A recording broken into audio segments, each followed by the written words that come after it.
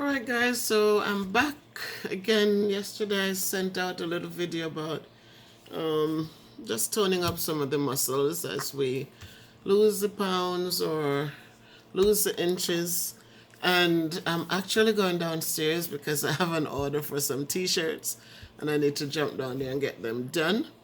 As I said, though, I brought one of the makers upstairs, so I have it here on my desk. I could work from my desk. I just need to go downstairs and do the hot press. So I am working again in a few days. It's back to school. I'm looking forward to that. Keep my mind busy, and just to get back into what I do and what I enjoy doing. I I'm thankful to all of you who have been there supporting me and encouraging me and buying t-shirts and all the good things. Remember, the merchandise on Teespring. There's also the website for MissBevsProductions.com. You can order t-shirts there or mouse pads, and they will be shipped to you. If you're in my area, then if you come to the house to buy your shirts, you get a discount because then I do not charge you shipping and handling. So thanks to all of you who have supported so far and continue to support. Just know that I appreciate every bit of it, whether you are able to buy a shirt or just give a kind word or just do some uplifting, because it is worth much. Sometimes when you reach out and the way you reach out, it's like just like it's just an awesome gift. And so we continue onward and upward and support and do the best we can the way we know how to do it, and just make sure that we affect people's lives in a good way. So today I was I sat here all morning. I was talking to a few people. I checked in with Jamaica to make sure they were okay. I also want you to continue to lift up Haiti as they go through what they're going through. But as I'm getting my mindset back into the classroom and the students will be coming in, I'm drawn back to a question I was asked recently about opportunity gaps. And I responded that I didn't do politics, and I explained how I felt about opportunity gaps, and it's realistic that there are opportunity gaps. But one of the things I wanted to bring out is, are our children ready for opportunities when they come? We know that opportunity gaps. They're saying that opportunity gap means that it's the unequal, inequitable distribution of resources and opportunities. But are our children ready? Are our children treating the resources they get with respect? They're talking about Hispanics, they're talking about African Americans, they're talking about black kids, whichever category you fit in. Stop for a moment and think of how you have treated the opportunities that have come our way. As an educator for so long, I've seen often where we get resources, but the children, they don't respect it. They rip them. When we got carts, laptop carts, where there were like dozens of laptops in each cart, our classrooms each get one, where the kids could use them. They put them back, we get them charged up for the next day. But how often have they broken off the buttons for no reason? How often have they just destroyed these equipments that come to them? So again, we look at how destructive sometimes our own children are, and to see that at some point some people are going to get tired, because we do get resources. I look back at a child in Jamaica where we had nothing. I keep saying it and I keep referencing that because people think that because John Brown has computers in every class, that's what creates or build the kids up to grasp the opportunities that come. But no, the kid has to have that mindset. The kid has to want the opportunity when it comes.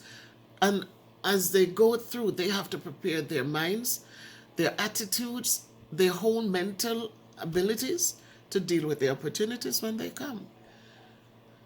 So instead of talking about opportunity gaps, let's look at the opportunity seekers. People come to America for different reasons. Some come because they want to build a big house back home and they want to come and make the quick money to go back and get it done.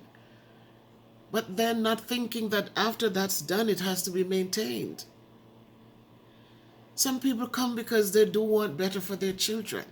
But when the kids come, are the kids quickly assimilating into the negative parts of the culture, or are they uplifting themselves and grasping onto the opportunities that will be there for them once they fix themselves and get the learning and get the language and get all the pieces that need to help them to move forward. So here we talk about the opportunity gaps, but how have we contributed to those gaps? When children are born, and know we create these children in our wombs and we nurture them and we feed and we support. And then they're born and it's such a beautiful blessing. It's so beautiful.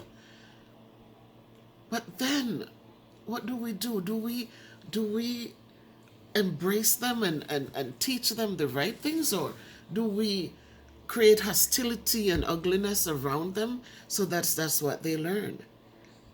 Children live what they learn. And when they start to mimic the things we do, because they come as blank slates, So when they're mimicking the way we do things, because we are their first teachers.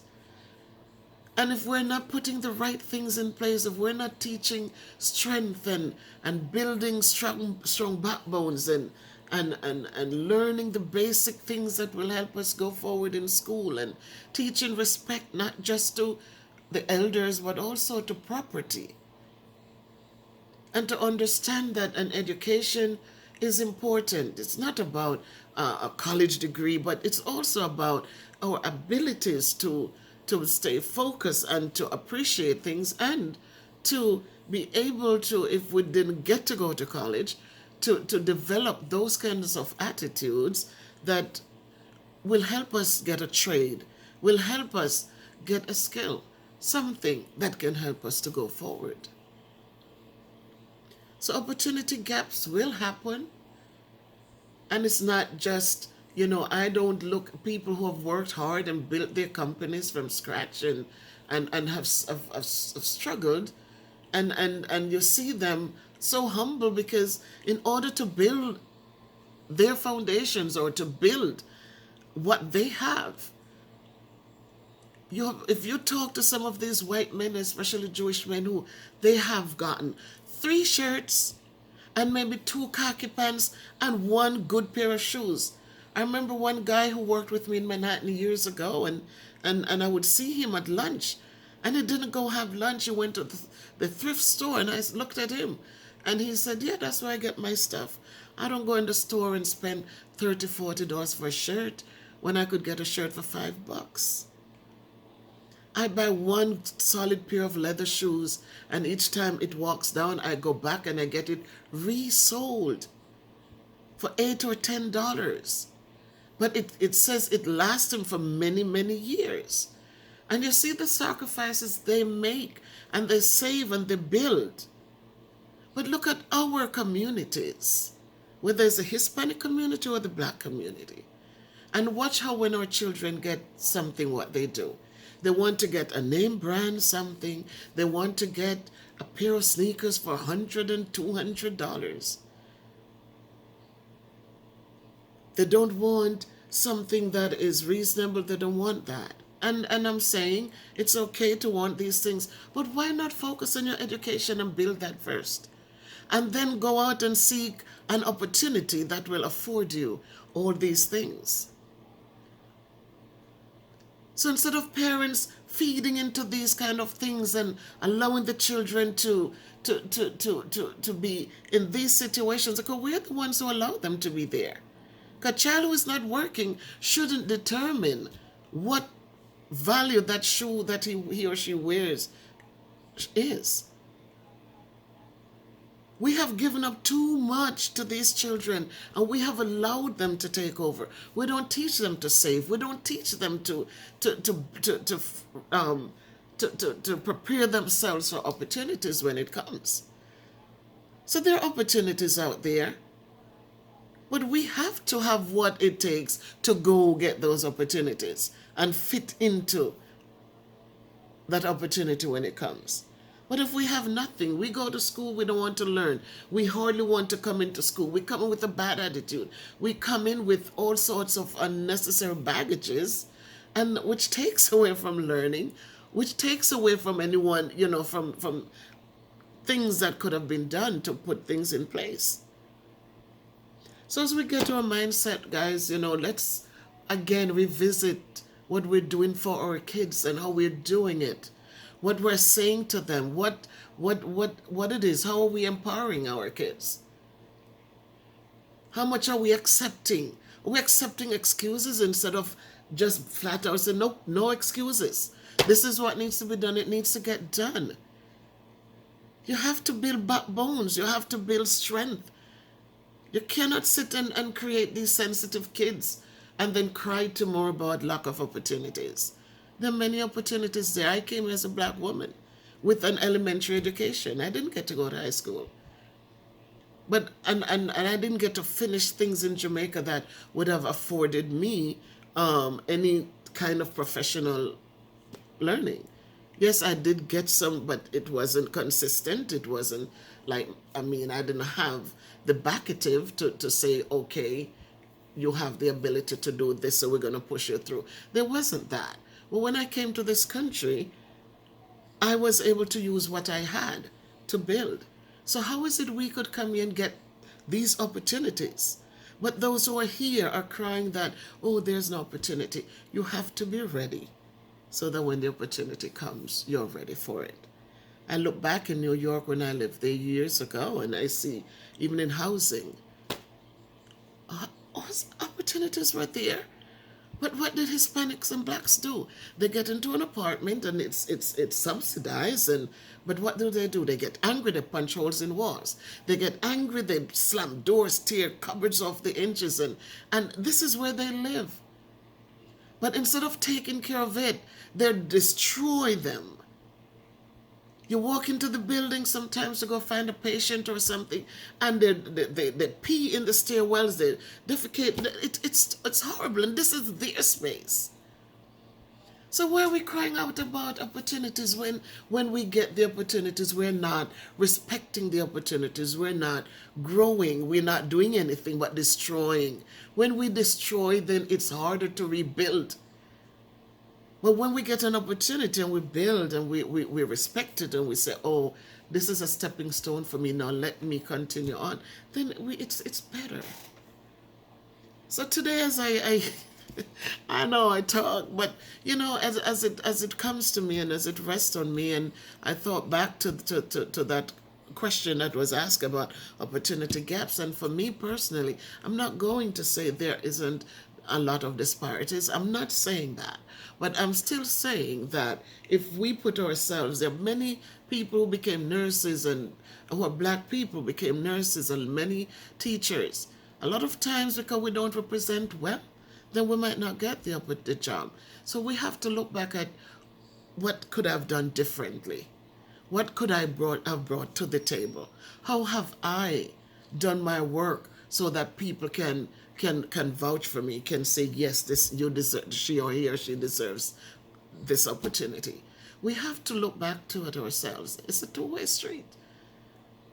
So instead of complaining, so many, this is the cancel generation where everything becomes, oh, somebody says something and they don't like it. Oh, let's jump on them. Let us take their jobs. So it is such a crazy, and a lot of us don't stop and have something in ourselves where we could say, oops, I am that, doesn't make sense. We just jump on the bandwagon and we just keep going without a mind of our own. We have to have a mind of our own. And we have to teach the children because they don't know. If they knew it, then they wouldn't need us. They would have been born today and up and out of the house tomorrow and on their own. But for the fact they have to stay with us for 18 years, and even at 18 years they still need you, then it says a lot that we have to make sure that we prepare them for greatness. So before we start looking and blaming and, complaining, let's put ourselves in a good place. Let us learn to do something, whether with our hands. Let us learn to think, get ideas and put them into action. Let us go on and if we were ready or capable and we have and it's there, let's go get an education. And when we get into these colleges, don't sit and waste time. Don't waste time and waste money. Don't sleep until 12 o'clock when your class was at 10, but you feel like, oh, I didn't feel like it today. Or stay up and play game for 12 hours. And then the other couple hours that are left of sunlight, you can't function. Sacrifices have to be made in order for us to sit here and complain about opportunities. Sacrifices have to be made. Get up at 6. Get yourselves ready. Get a shower. Get yourselves ready. Step out there when things are booming. I remember Steve Harvey, he said, I can't stay in bed when I know that trading, my stock trading or whatever he was saying, people in California were up 6 o'clock. For me, it's not 6 o'clock for them.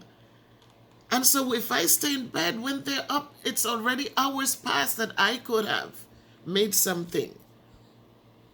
So as we look at life, let us not take it this simple. There's enough time for fun and laughter in between, making sure that we are seeking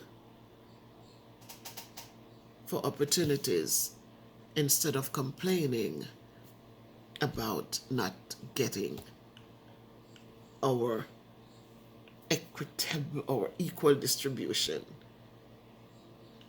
When you get it, use it for good. Build something, create something, work hard at something, and move forward. So that's my message this morning. I just feel like I needed to talk. Because I just see last year how hard it was when you look at so many kids who didn't make an effort. They didn't make an effort. And then in the end, at the last month of school, then people are questioning and asking, and parents, it can't happen. We have to be together, getting things done. And when we make the calls and when we do, then jump on board and say, wait a minute, let me change something here where I am and I'm able to. We have to be proactive. We cannot sit back and wait and then in the end you're asking, how come my child got an F? When the kid has done nothing. So please, people, as you get ready to get the kids back out there and this, it's what it is. But instead of complaining, let us use what we have where we are and we can create our opportunities too. And we can start something too. And when we do that, then people will see us and help us build. And so we can continue building and we can go onward and upward. But don't think if there's nothing there, then somebody's going to say, oh, there's nothing here, so I'm going to add. No, there's nothing anyone is going to add. So I become passionate because I am so big on education. I just think that education is important. The way we speak, the way we do things, the way we represent ourselves, it's important. It's important that we have something, especially when we have children, that we're able to say to our kids, look, I did it, I made the sacrifices. No, the ball is in your court. Come on, do the best you can do. And hold them accountable. Don't sit there and baby kids, I love my kid, I love. What is love? Love can be so empty if it action. Show me how you care. Tell me, don't just use the word, but show me the way you speak to me, the way you encourage me, the expectations you have of me. That's love. But don't tell me you love me, but you're not there to help me up. You're not there to do anything. You're not encouraging me. You're not you're not doing anything but you're talking. What is that? So let us encourage our children and don't ever accept less from them. Don't accept less ever, ever. Let them tell you, oh, you're too tough or you're too. Yeah, that's okay. At the end of the day, when you have done well and you got the opportunity to go forth and make great things happen, then love you can whatever then. But until then, it's tough love. It's tough love because I don't need you to sit at the bottom of the pile. So let's continue to build, my people. We got to build. We have to build. We have to build because if we don't, we can't. Our voices can't be heard. If we don't build, then it's not going to be a good look. And we are strong people, and we can do it. So please join me and let's do it together. And as we continue on the weight loss journey, as we continue to uplift one another, let us not be stingy with it. Let us give it. Let us give it. Let us give it so much because, as we give it, it comes back to us. We make somebody smile. I'm sure that the return is going to be tenfold. So let us just do good because good is good and good comes in different shapes and forms. And so we go forth. One love, one heart. Each one helps one. Onward and upward we go. Remember, we're doing the care packages. We're planning to do a back to school drive to reach people where they are. One team member, Maurice Kingpin, made a suggestion, which is an awesome suggestion, that we probably just look at vouchers for parents so they can go in and pick up what they need. Doesn't make sense we're going to buy book bags and books and pencils when they probably have those things already. So Maurice Kingpin, my hats off to you. My other teammate, Fire Reed, totally, I'm just so grateful to be working with you too because we will make a difference together. We're already making differences. Videos are out as it relates to the care packages. You see what was bought. We 10 people receive support. We just had the rainfall in Jamaica, so I'm sure there are people there who were sitting there just, didn't have, but was able to have dinner because they got the package. So as we continue to build, please continue to support in whatever way you can. Our PayPals are there for MoneyGram or Western Union. Numbers are there, or emails are there that you could reach out and contact anyone. And again, remember, any amount counts. Don't think that you don't have big monies to offer. So give what you can where you can. If you're able to just get through and have a little something left that you want to contribute, go ahead, please. We will appreciate it. So again, the need is great, and we want to make sure that we are able to help one or two or three people, maybe 10, but help us help them where you are. And so right now I'll say peace out to everyone. Thanks for all your support. Remember to share my videos and encourage others. If you get any form of upliftment, if you get any form of good feelings, then please don't be selfish, but share so others can get those good feelings too. And remember, if you can't be good, be careful. Walk